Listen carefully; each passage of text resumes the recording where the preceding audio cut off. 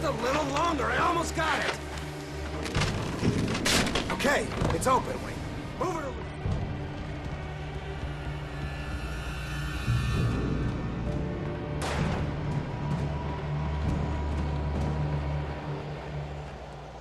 Better get ready. They'll be on us soon. Oh, you feeling better now, Wake? All cozy and safe.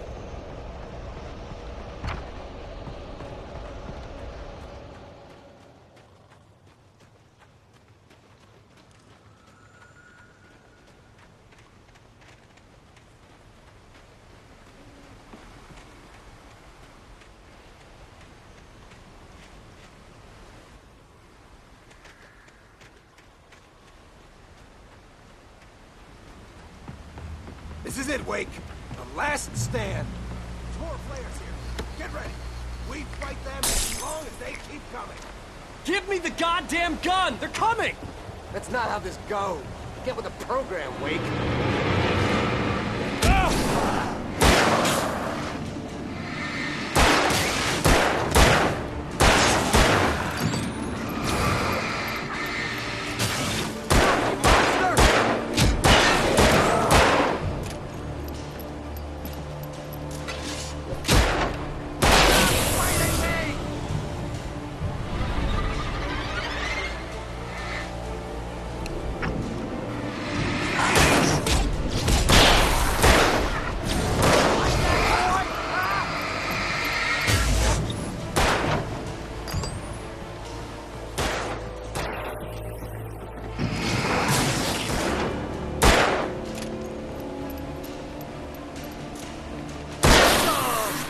Piece of cake, Wake.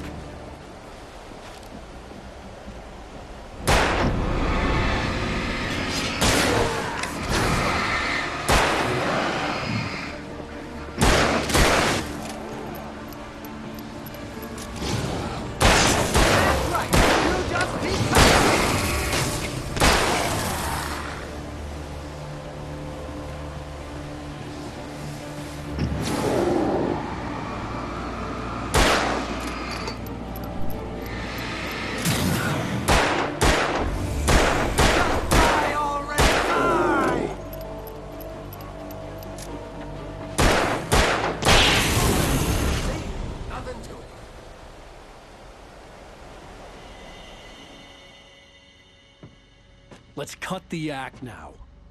Where's my wife? I knew you were gonna say that. I read it all before. You're a hell of a writer. Congratulations. You're gonna bring about something glorious and terrible once we get you some proper editorial control. What the hell are you talking about? Where's Alice? I want the entire manuscript, or she's gonna suffer bad. You touch her and I'll...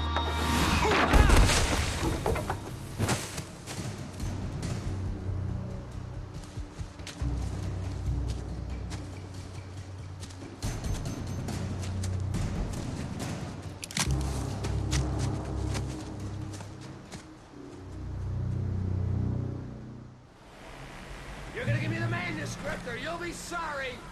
No! Come back here! I swear I'll kill you if you hurt Alice! Do you hear me? Come back here! He had Alice, and he wanted the manuscript because he thought it held some magical power. But I had no manuscript to give him.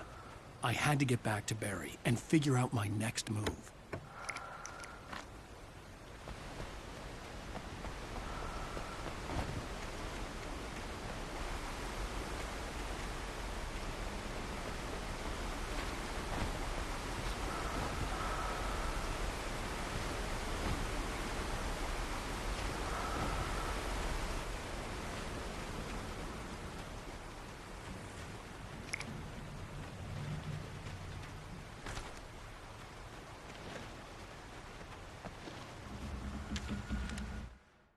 On more than one occasion, Alice had tried to explain to me how it felt to be afraid of the dark.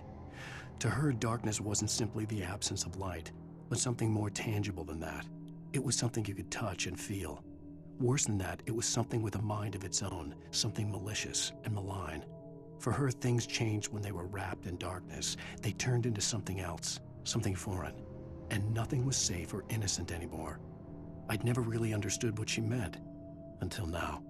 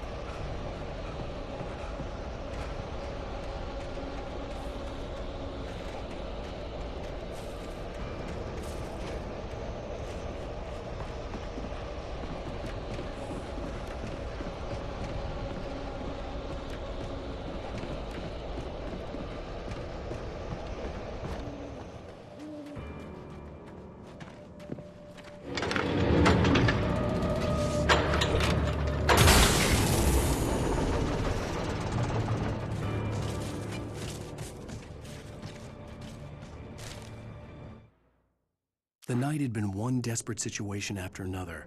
I was exhausted, and my body felt as though it had been chewed up and spat out.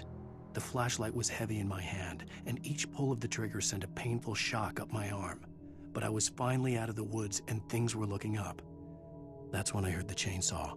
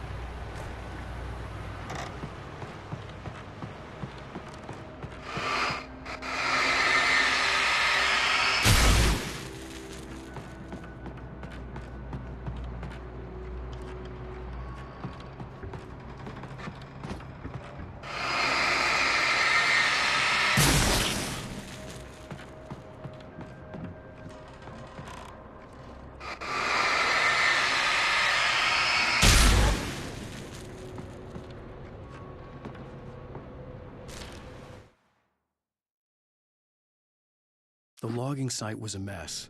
The modular office had been pushed off the cliff. Deputy Thornton climbed up from the wreckage excited, breathing hard from the exertion. Nobody there. It's weird. Don't you think that's weird? Bored, Mulligan let out a mighty snort. Hell, it's always weird, Thornton. Just a question of sorting out what kind of weird it is this time around.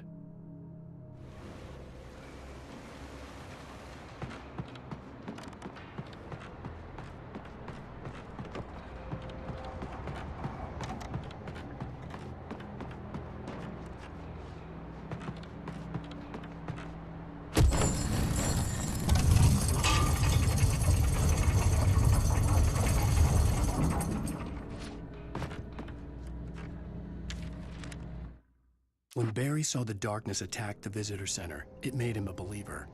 The men Al said he'd shot, they hadn't been just locals on crank. Somehow the world had changed, like the channel had been switched without warning. You think you're watching a sitcom, and you're really watching a horror show. When the birds started attacking the cabin, Barry wasn't surprised, just terrified.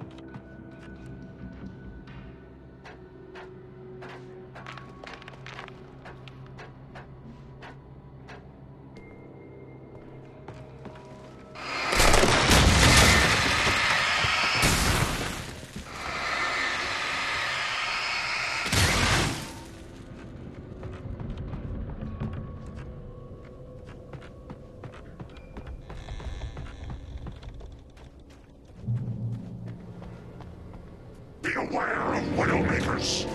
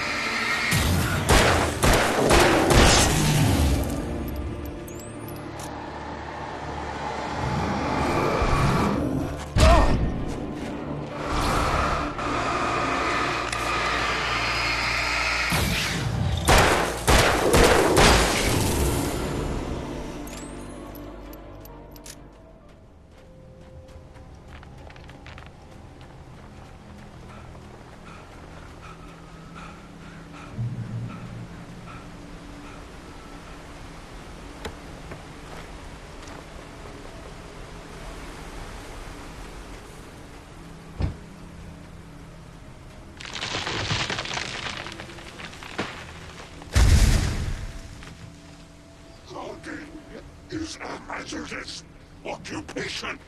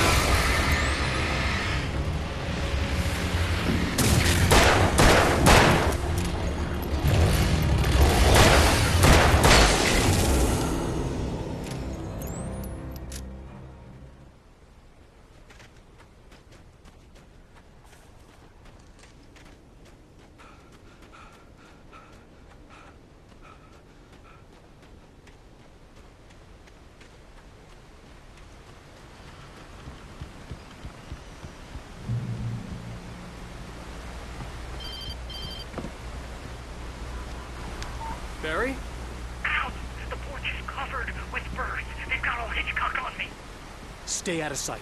I'm on my way. Don't open the door. What am I, crazy? Stay hidden. I'll be there soon. Just make sure you keep the lights on.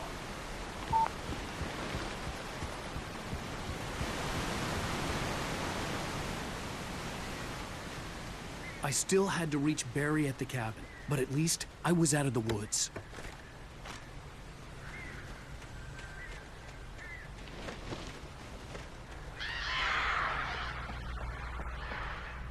I'd have to get the car from the locked garage. It would get me back to Barry faster, and the headlights were a welcome bonus.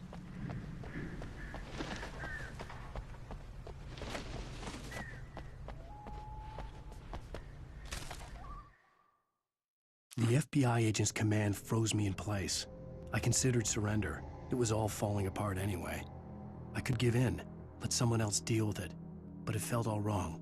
Call it instinct, his posture, the way he held the gun. He was no friend. Shots ringing in my ears, I leaped for the hole in the fence and stumbled into the darkness beyond.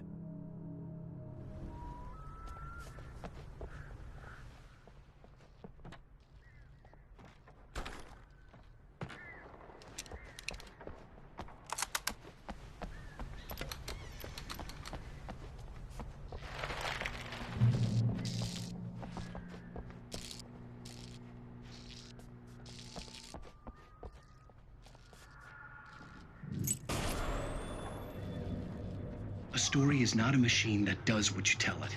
A story is a beast with a life of its own. You can create it, shape it, but as the story grows, it starts wanting things of its own. Change one thing and you set off a chain reaction of events that spreads through the whole thing. The characters have to be true to themselves. The events need to follow a logic that fits the story. A single flaw and the magic is gone. The story dies. Alice dies. You can learn about